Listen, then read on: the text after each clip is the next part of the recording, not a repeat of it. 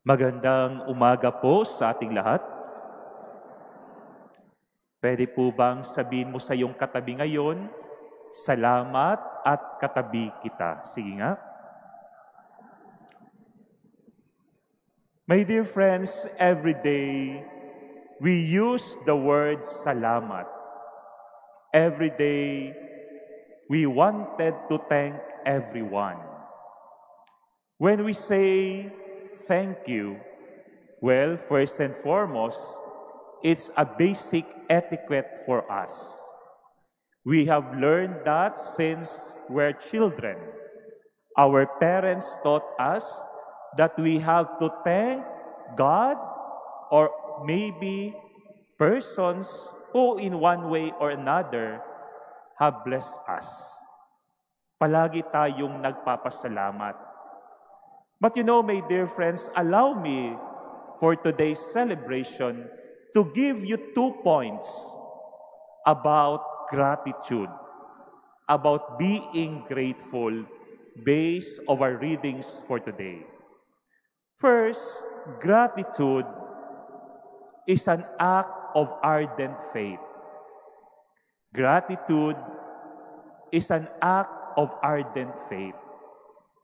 Ang pagpapasalamat po mga kapatid ay tanda ng isang marubdob na pananampalataya. In our gospel today, we heard that Jesus healed 10 lepers. Merong 10 na nakasalubong si Jesus. Sabi nung 10, Lord, have mercy on us. Walang sinabi si Jesus, bastang sabi niya, go to the priest and show yourselves to the priest. So bakit kailangan sila magpunta sa pari? Kasi yung pari ang magasabi sa kanila kung sila'y magaling na. So that they can return to their respective communities. During the time of Jesus, leprosy is a social illness. Parang buhay ka, pero patay ka na rin. In a sense, inilalayo ka sa community. Kasi nga, contagious yung disease na iyon. And then, after being cleansed, the 10 lepers, one of them returned to Jesus. At nung bumalik siya kay Jesus, anong ginawa nung isang leper? And take note, he is a Samaritan. Hindi siya isang Hudyo. Ang ginawa niya ay, he praised Jesus, and then he prostrated and exclaimed, thank you, dear Jesus. Nagpasalamat siya. Bakit siya nagpasalamat? Because he wanted to acknowledge the goodness of God. And starting that time, he began to build a good relationship with Jesus. Pag nagpapasalamat po tayo, kung sabihin po, nakikipagrelasyon tayo sa Diyos. Pag marunong tayong magpasalamat, sabi natin, totoo pala may Diyos. Sabihin na ho natin everyday, meron tayong ups and downs, pero we will not end a single day without thanking God. Because we build a good relationship from Him based on our faith. Nararamdaman ho natin yung pag nagpapasalamat tayo sa Diyos. Lord, itong araw na to, medyo hindi maganda, pero hindi mo pa rin ako pinabayaan. Lord, yung araw na to, maraming challenges, but still, I'm alive, I'm with my family. Diba? Ganun ho yung pasalamat. Yung pasalamat, produkto yan ng ating marubdob na pananampalataya sa Diyos. Yun po ang dapat natin palaging iisipin. Sa ating pagpapasalamat, lumalalim ang ating relasyon sa Diyos. Second, my dear friends, gratitude is the memory of the heart. What does it mean? It means that gratitude is not only a fleeting thoughts or a fleeting feeling, but it will remain forever in your heart. Pag nagpapasalamat ho, gusto sabihin, dala-dala mo yan habang buhay. Pag marunong ka magpasalamat, sabi nga, yan ay titingalain mo.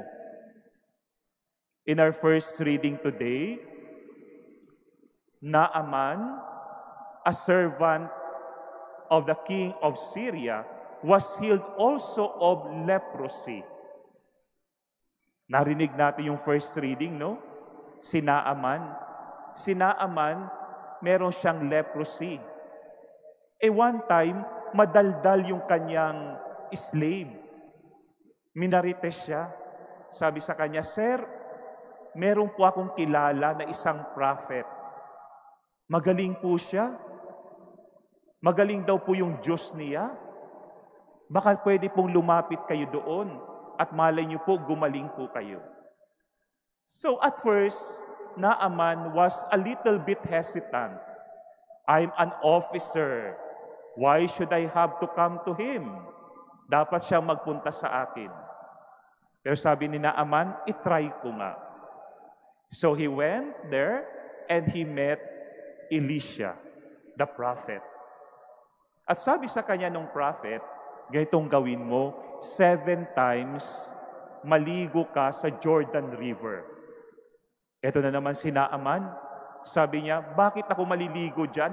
Ang dami naming magagandang river sa Syria. Bakit yung Jordan River na yan? Kaya liit-liit niyan. But still, he followed the order of the prophet. So he plunged there for 7 times. Then after that, he noticed that his skin was now feeling, and is feeling better. Okay na yung skin niya, nawala yung kanyang leprosy. Nabigla siya. Kaya bumalik uli siya kay Elisha and he thanked him. Sabi niya, ito may ibibigay ako sa iyo. Sabi ng prophet, hindi na kailangan. But Naaman insisted. Sabi ni Elisha, wala na, okay na yan. Sabi niya, isang request ko na lang po. Pwede po ba akong humakot ng 2 balde ng lupa dito sa inyong lugar at dadalhin ko sa amin? And from that now on, sabi niya, I will not worship my God anymore. Instead, I will worship your God. Nakita natin, no? Na-convert siya dahil sa kanyang pasalamat. Kasi yung pasalamat ni Naaman, sabi niya, habang buhay ko yan tatanggapin. And because of that, he had a conversion. From now on, I will not worship anymore my God. I will worship only your true God, the God of Israel. Mga kapatid, ganun po tayo pag marunong tayong magpasalamat at sinasapuso natin. Habang buhay natin yan dadalhin. At magiging daan din yan para tayo ay magpahayag ng kabutihan ng Diyos. 2 days ago, naglaro po ako ng tennis, no? And then may pulot boy na bata. I think he's around 9 years old. At that time, somebody gave me a box of chocolates. At alam ko yung chocolate na yun, napakasarap noon. So immediately sabi ko sa kanya, sa araw na to may makakain kang tsokolate. Alam ko makakalimutan mo yung sarili mo. Talaga, Father? Oo, sige. So I gave him 1 chocolate, no? 1 piece of that rare chocolate. Tinitingnan niya, tuwang-tuwa siya. Father, parang ang sarap-sarap nito, no? Sabi ko, sa'yo lang yan, ha? Ay, teka muna, Father. Wait ka lang, ha? Tumakbo siya. Pinuntahan yung mga kasamang pulot boy. Naku, sabi ko, naku, dadagsang mga yan. Dudumugin ako. But you know what? Tingnan ko siya. Para yung ostya, bilog, hinati-hati niya. Binigyan niya yung dalawa. And then he returned to me. Sabi niya, Father, salamat daw po. First time namin nakakain ng ganitong chocolate. Meron pa po ba kayo? Ay ko, wala na. Ayan, no? Pero alam niyo ho, nahiya ako that time. Nakita ko yung bata pa lang. Siguro he treasured that so much from him. Sabi ko nga, di ba sabi ko sa iyo lang yan? Kasi Father, kaibigan ko po yung dalawa. Magkakapit bahay po kami. Pag wala naman po kaming ulam, yung nanay nila, binibigyan naman po kami. Kaya i-share ko din po iyon. That time, I realized that indeed, he was grateful enough. And being grateful, I believe that on that particular time and day, I know that his heart is so full of love, and he wanted to share that love.